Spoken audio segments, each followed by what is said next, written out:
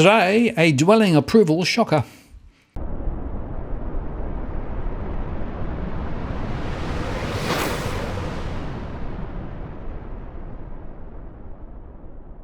Hello again, it's Martin North from Digital Finance Analytics for our latest post covering finance and property news with a distinctively Australian flavour. Well, the latest dwelling approvals data came out today and contained a fall of 17.2% in July, given by an extreme fall in high-rise approvals, with private detached house approvals continuing to hold up much better than expected. In fact, the fall was driven completely by unit approvals, which fell 43.5%, whereas house approvals rose 0.7%. Now, I want to underscore again, of course, that by definition, unit approvals come through in blocks because they are mostly in high-rise, and that means you get very big movements month to month. Nevertheless, this is significant.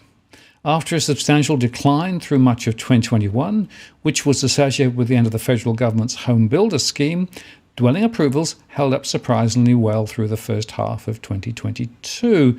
That, of course, is because there's a delay in the process. That's despite increasing pressure from a range of negatives, including a rapid retightening of interest rates, a downturn in the wider housing market, a sharp surge in construction costs, and intense pressure on profitability due to a large backlog of projects on fixed price terms. In fact, total dwelling approvals managed to rise 3% in the second quarter, defying this deteriorating backdrop.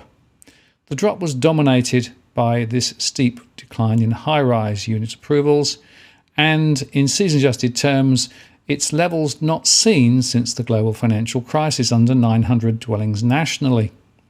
Medium density approvals, which are low-rise units, townhouses and terraces, also declined sharply by an estimated 8.5%.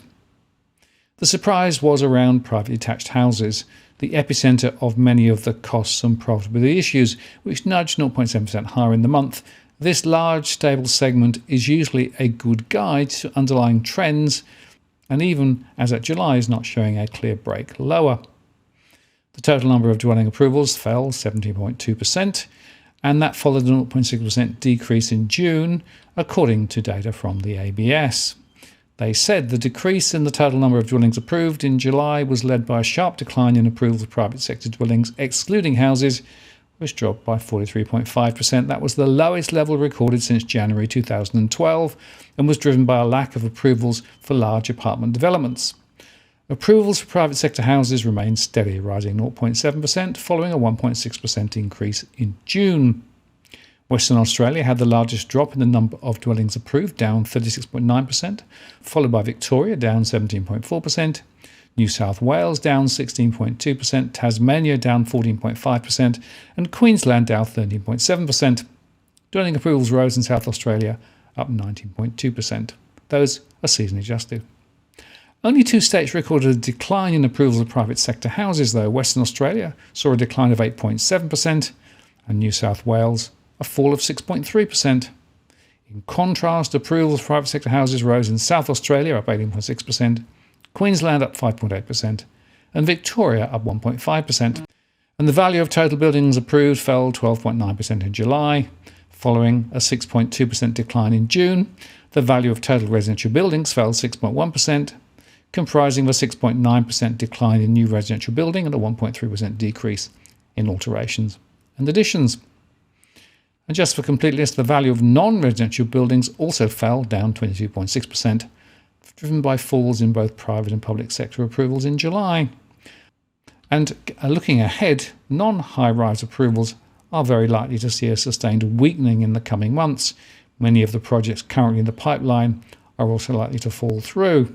However, the downturn in dwelling construction activity is clearly coming through more slowly than the downturn in the wider housing market, at least for now.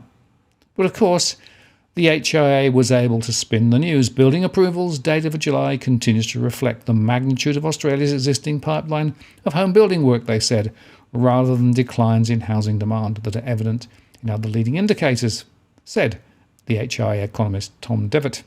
The Australian Bureau of Statistics today released its monthly building approvals data for July for detached houses and multi-units covering all states and territories. Building approvals for new houses in July increased by 1% compared to the previous month. This leaves approvals 23% lower than in the 3 months to July 2022 compared to the same time last year. Despite this decline, house approvals in the first 3 months of July were 12% higher than the same time in 2019. The strong volume of house approvals in recent months reflects the significant volume of new homes across Australia that had been sold earlier in the year but had not yet been approved. The strong volume of approvals in July 2022 hides the impact that rising interest rates are already having on more timely data. New home sales across Australia declined by 13.1% in July, following even earlier reports from the industry of a slowing in the number of groups visiting display sites. This will see weaker sales volumes in the second half of 2022. Approvals of multiple units fell sharply in July to see approvals in the 3 months to July 16.8% lower than the same period in 2021. Despite this decline, they remain comparable with volumes of approvals prior to the pandemic. Given the large volume of work under construction and approved but not yet commenced, there will be a significant lag between the increase in the cash rate and an adverse impact on new home construction. The long lead times in this current cycle will hide the impact of rate rises and risk the RBA overshooting with unnecessary rate increases, concluded Mr. Devitt.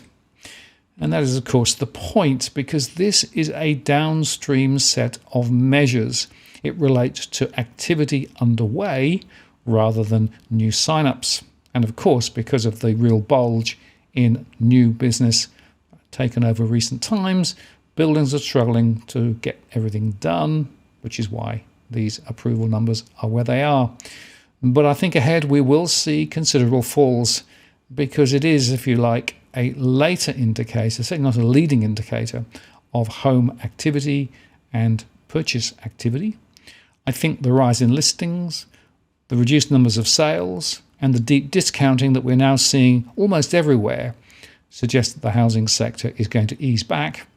And that also suggests that ahead we're going to see further falls in building approvals, certainly into the end of this year and beyond into next year.